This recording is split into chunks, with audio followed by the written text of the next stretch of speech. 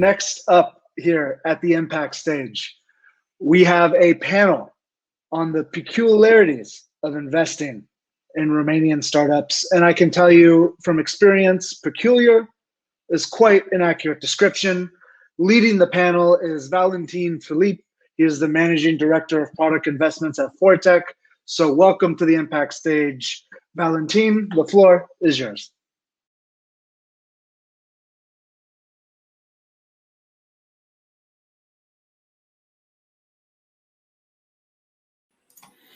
Hello everyone, and thank you, Trevor, for the introduction. Thank you for being with us, everyone. I'm sure we're going to have a nice time together tonight. As Trevor mentioned, I'm the Managing Director of Product Investments at Fortech Investments. We are an angel investment fund. We focus on pre-seed and seed investments when it comes to already existing startups, but at the same time, we're very interested in creating our own products and creating partnerships with entrepreneurs, making sure we create new products that can change the lives of their businesses and the domain that they activate in. So from that perspective, we encourage any entrepreneur that would like to partner with a very strong technical company to create something that enriches their life and their business. Together, we're going to go through a series of discussions, and first is going to be Mircea Vadan, representing Cluj startups, talking with us a little bit about the ecosystem in Romania and also the state in which we are when it comes to investments as a global trend. Thank you for being with us, Mircea, and looking forward to your presentation now. Mircea, tu n-ai plecat în backstage. Hello everyone. I hope you hear me well. My name is Mircea, and as Valentin said, I'm here to be showing you a couple of metrics about the Romanian startup ecosystem. And I'm going to share my screen for the presentation. Just in a second. And then we'll go on with the things. So, you see my screen? All good? All good, awesome. So I'm gonna. This is one of my passions. Together with the team of a couple of people, we monitor what's happening in the venture capital funding in Romania. Not only startups, but also funds and angel groups. And what we've noticed in the last couple of years since we started with this activity, we saw an appetite for the Romanian investors to be quite active in the B2B area compared with the B2C, which I think is quite normal because of the given market of the Eastern European conditions, where you basically don't get the consumer markets are less strong compared with the business-to-business markets. And we saw people investing in business tools, in fintech, in health lately, especially driven by the pandemic and the changes in the past year and a half, and as well many other industries like travel, agri-tech, education, energy, and gaming, and prop tech as well, and retail. Compared with, based in a couple of last 3 years, we had 2019, which was almost 40 million in 70 funding deals tracked. So these were the public rounds, or the ones that we found out. Probably there are like maybe 10-20% more that we haven't found of. In 2020, we had a little bit more, 42 million euros in 74 funding deals. There was a gap at the start of the pandemic when there was a kind of a panic and reluctance to invest, but then the next quarters the activity pumped up again. And this year we're almost at 50 million in 66 funding deals, and we're not counting here FinTech OS round of 60 million, and as well we expect that the last quarter to be quite active, but this remains to be seen. In terms of head purchase of the funded startups, this is kind of a statistic that we noticed. Around 70% of the funded startups are in Bucharest, and the rest are spread around the country, especially in Transylvania. And this is pure truth. A lot of the capital and a lot of startups are focused in Bucharest. Until now, so in the first 3 quarters of 2021, we had this kind of separation on rounds. 2 million in 16 pre-seed rounds with less than 200K each. Then 17.4 million in 36 rounds up to 1 million, and then 29 million 0.5 in 13 rounds. This is more than 1 million per round. In terms of who invests, we have the angel networks, which are really active. So here I include angel groups, angel funds, and various angels who are having much more capital to invest by themselves, so not necessarily in syndicates. We saw quite a boom in the past 3 years, and networks or organizations related to angel investing are spread all over the country, especially in the main cities, where there is a critical mass of startups and people who are interested in the startup trend. So we see an advent of people who are coming from other industries, who have capital, and they have some business experience, and they want to see and understand what's happening in the startup trend, and they usually join the angel networks. So we counted 54 startups which received more than 18 million in angel rounds, and equity crowdfunding campaigns as well, so with the addition of angel investors as well during the last year, and we'll see in the end of 2021 how the stats work. In terms of who invests, so we have on one side we have the accelerator, the support programs, and the business angel investors who are clustered in various organizations, quite a lot of them. And on the other side we have the funds, which are active in seed rounds and Series A. What is interesting that everyone kind of communicates with everyone, and there are a lot of co-investments and shared deals that are happening as well. And this, we saw quite a trend and quite a lot of collaboration and communication compared with 2 years ago, for example. So as well, startups are raising bigger funding rounds, and this means that some of the angel networks are clustering together with the funds in order to reach the level that is needed by the startups. So I think pretty much that's it. We can connect on LinkedIn and Facebook, and I'm going to stop the share screen so we can go on.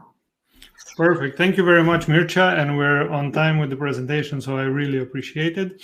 As promised, we're going to have a panel tonight, and we're going to discuss the peculiarities of investing in Romanian startups. And for this panel, we're going to continue having Mircea with us now as a Transylvanian Angel Network representative, I would say. Then we're joined by Valeri Petrov, partner at 11 Ventures, and Jennifer Austin, partner at Risky Business. It's great to have you with us tonight, and I'm looking forward to this discussion that we're going to have. And I already have a request for you guys, and I would like for you to present in a brief description the fund that you're representing, and also some information about it, maybe the ticket size, the type of startups that you're interested in, and then we're gonna go into a few questions and answers to make it interesting. So with that, maybe Mircea, you can continue and explain your interests. Yes, the Transylvanian Angels Network, it's a group of people who are interested to invest in startups, 45 at the moment. And basically we had small rounds of 20K participating in some syndicates, and even bigger rounds that we facilitated up to 1 million. This has happened in the past 1.5 years. And to be honest, we're riding the trend that I presented earlier. And given the fact that there is a lot of capital in the market and startups, it's quite a good place to be right now. So perfect. That's it. Thank you. Valeri, what do you say? Can you go further? Sure. First of all, nice to see you all. About 11 Ventures, I mean, we are early stage VC fund manager. we are based in Sofia, but we invest in the entire region, and Romania is one of our major markets. We exist since 2011, so now we're investing our third fund, and we have more than 150 investments across the entire region. By the region, I mean Southeastern Europe. As I said, we try to stay within the early stage segment, pre-seed and seed primarily. Tickets between 250K up to 1 million as a beginning, and usually we follow on with our good companies until the Series A and sometimes Series B. So up to, let's say, 2.5, 3 million per project. Perfect. Thank you very much, Valeri. And we have also Jen with us. Jen, can you explain a little bit about the risky business and your thesis? Sure. So I've been in Romania since 2013, and my team was quite active creating support programs for startups. And after about 2 years of success, we decided to start working with funding instruments, private funding instruments. We kicked off the wave of kind of angel networks and micro funds here because the legislation at the time wasn't very well, and frankly still isn't well set up for funds in Romania.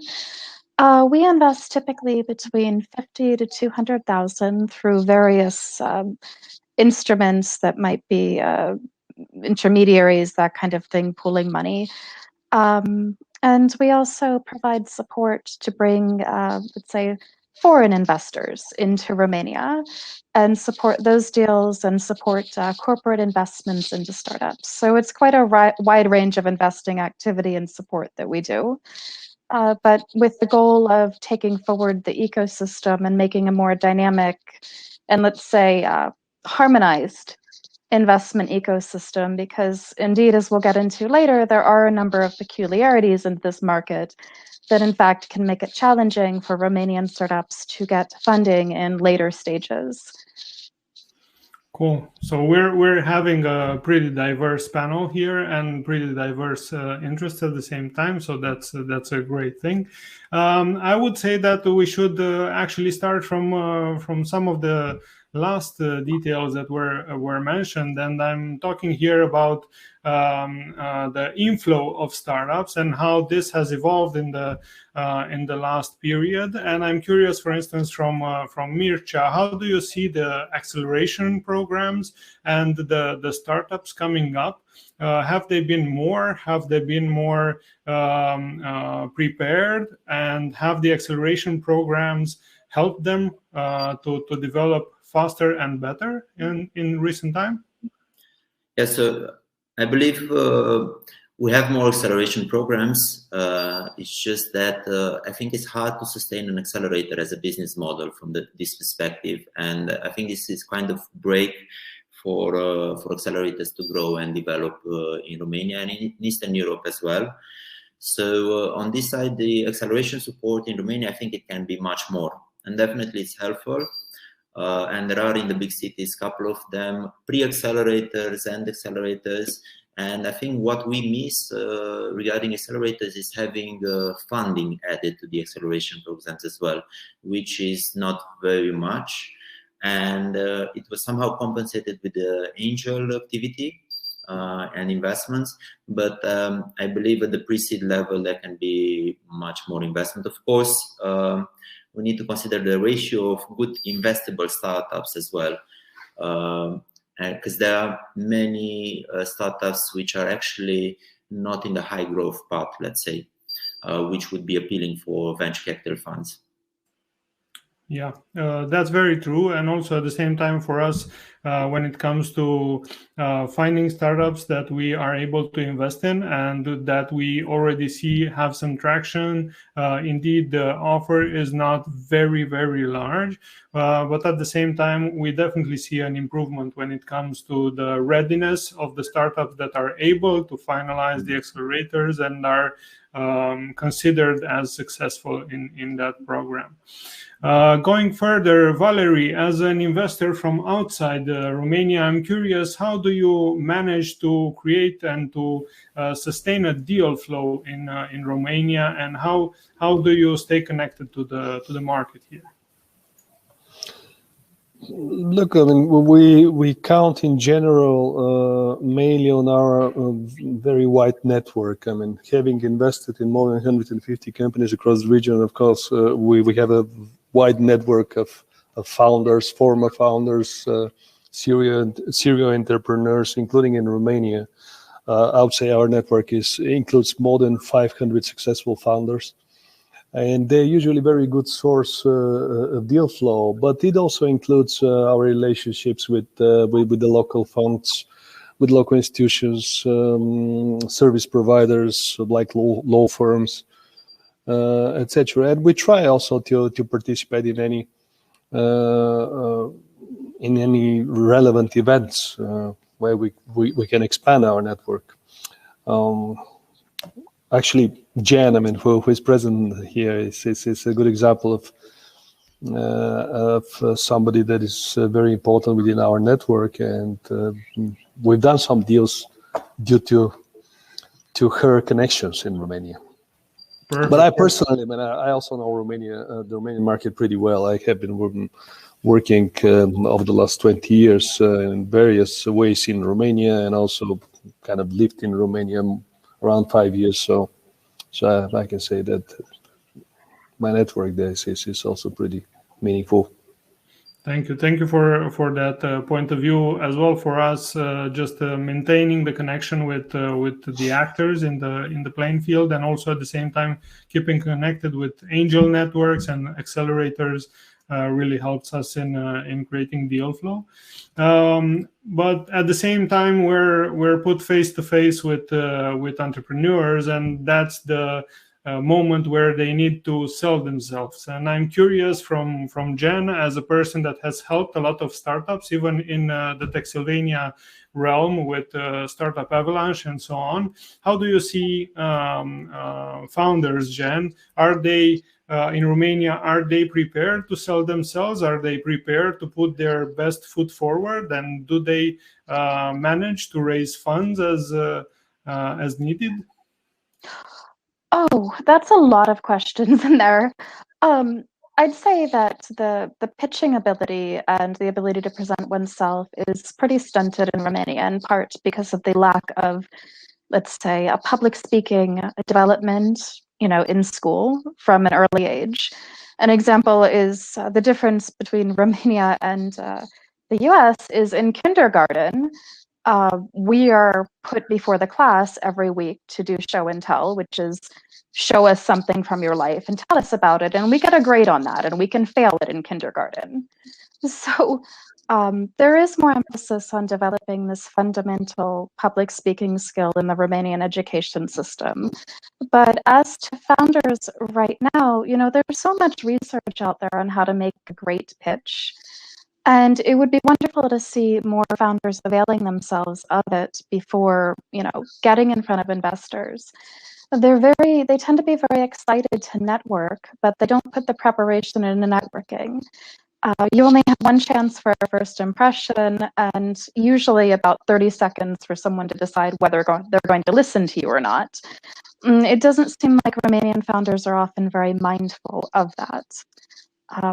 So in that respect, it's quite a challenge. I have seen a number of startups that I rather liked struggled to get funding because of this issue, and because they kind of got off on the wrong foot with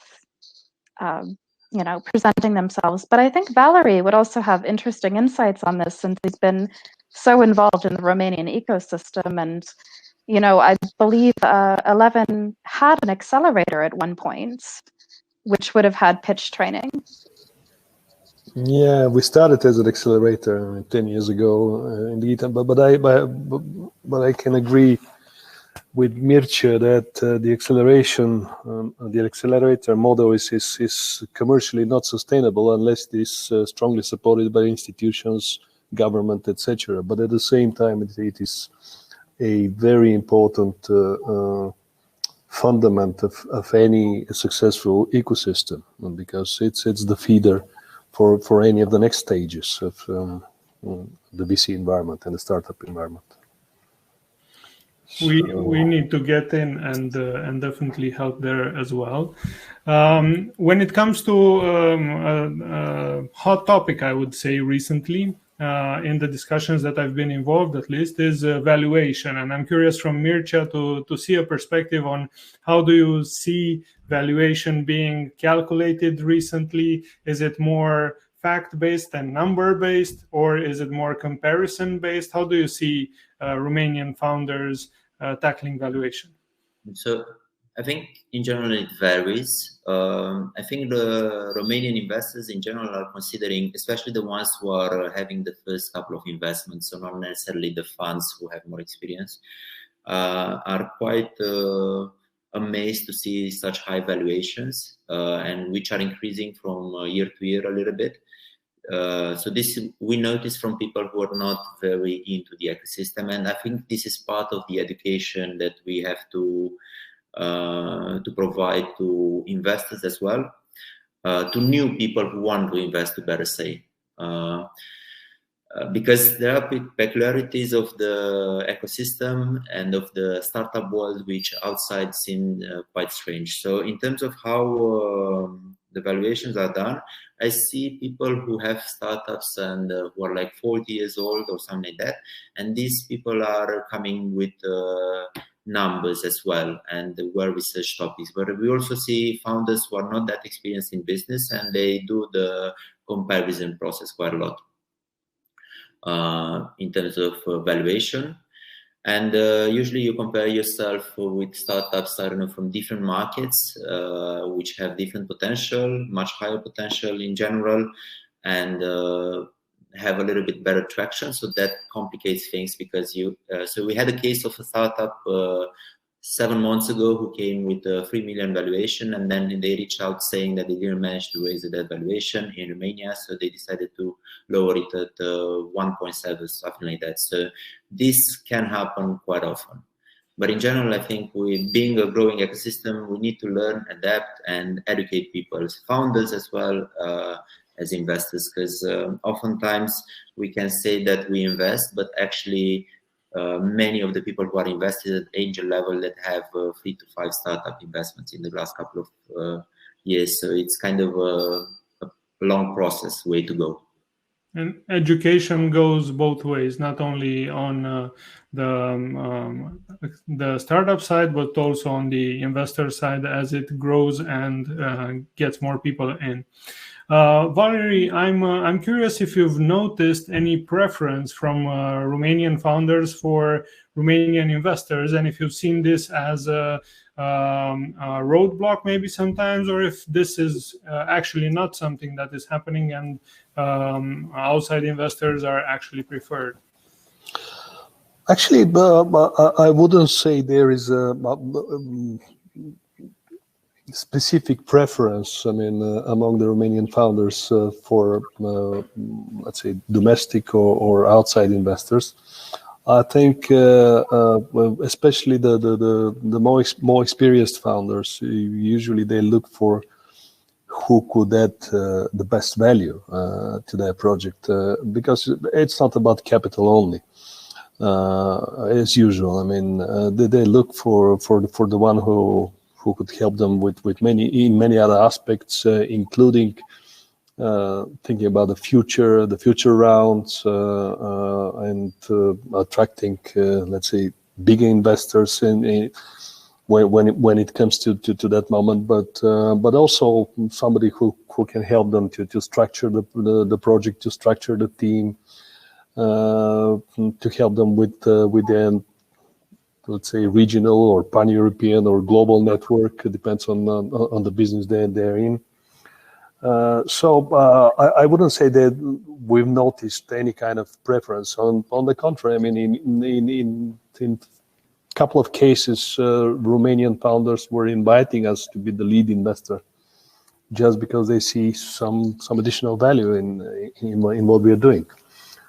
Moreover, I would say the dynamic in the Romanian local ecosystem at the moment is quite big. I would say there is a lot of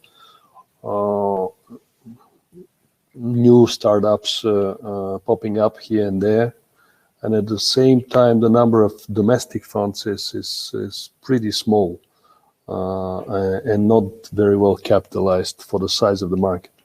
So there is a lot of room for outside investors as well. Perfect. Comparing facilities that investors have outside and the lack of them in Romania, I'm curious from Jen if you believe investors would be more inclined if these kind of facilities would be available in Romania. So, for instance, I'm talking about CIS in the UK and any other facilities like this. Well, yes, of course, investors like free money and incentives. As to CESE, I understand there's a lot of problems going on with that, and it has some complications when it comes to exits. But in terms of looking at investor incentives, I'd actually look more at the US and maybe restructuring some capital gain taxes to incentivize the investment. And perhaps also, we have accredited investor in America, which means that you have to demonstrate that you have some capability to invest. This could also help Romania. I'm not saying to bar, people from investing and friends and family, but it is becoming a bit like the Wild West. There's also, the Small Business Administration in America does a lot of great things with co-investment grants. And in America, most of the government institutions, like even the CIA has a venture capital fund. NASA has a venture capital fund. So, I'd say beyond, just having this CESE thing, there's a lot of things that we could do in Romania if we had, let's say, the appetite and the ambition to do it. Yes, indeed, and there are in our ecosystems are more and more ways to invest. Exactly as you said, we have friends and family, and then we have the angels, and now we also have crowdfunding. And I'm curious from Mircea to see how do you believe that crowdfunding has impacted the activities of angels and VCs, and if it's in a positive way, or do you believe that there are some drawbacks as well? How do you see the change in the Romanian ecosystem based on this? I mean, definitely it's positive, but as well, every change and every advent like this in a fast-growing industry comes with drawbacks. So I think people who are not seeing themselves as angel investors, or people who are not interested in that, they saw this because there were a lot of growth, economical growth. They saw investing in startup, riding also the trend and the PR that was generated by the UiPath potential. So all these things kind of created a new alternative for them to invest. So the appearance of crowdfunding platforms created a lot of opportunities in which you could put just 2,500 or 5,000 euros. So I think this created a liberation as well, but I think it will probably create a lot of disappointment because many of those startups will actually fail, and people who went and they were quite trusting to invest, in the end will see that there will not be a return of investment as it could have been if they would have kept with the traditional methods of investment. So I think this is something that we need to balance in time, but definitely education comes with a cost as well for many of us. It's also a way to learn from this. Exactly. Valeri, what do you think when it comes to the risk appetite of Romanians, and comparing the mentioning that Mircea made with the 2,500 minimum ticket? If we're looking at other platforms like Cser's, we see a much lower ticket. And do you think it's better to be in an environment where you have a higher entry barrier, or making the risk smaller, and also diversification is something that is more appropriate to new investors. You're speaking from investors' point of view, or yes, from the investors' point of view, yes. Well, I mean, it very much depends. I think on the stage that an investor wants to invest, because the earlier the stage is, the higher the risk is. So it is very much related to the also to the risk appetite that you mentioned. So if you want to invest in an early stage, of course you invest smaller tickets and you assume higher risk. But at the same time, I mean, the potential to multiply your invested capital is huge in terms of, again, money multiple. So any investor, I mean, should just choose and focus on a particular strategy and to be disciplined enough to stick to that, regardless of course, there will be failures, there will be successes, and Indeed. Thank you for that opinion, Valeri. And I would like to thank everyone that participated tonight in our panel and fireside chat. Let's say it was a great pleasure to share the stage with you guys. I'm very happy that people from different backgrounds and also interests are also looking to do things together. And us as Fortech Investments, we're very much looking for synergies with other funds and other actors in the ecosystem. So as I said in the beginning, we're looking for partners and people to do business with. Thank you again, Valeri. Thank you, Jennifer. Thanks, Valentin. It was a pleasure meeting you. It was a pleasure. Enjoy the evening, everyone. All right. Thank you, Valentin, and thank you, panel.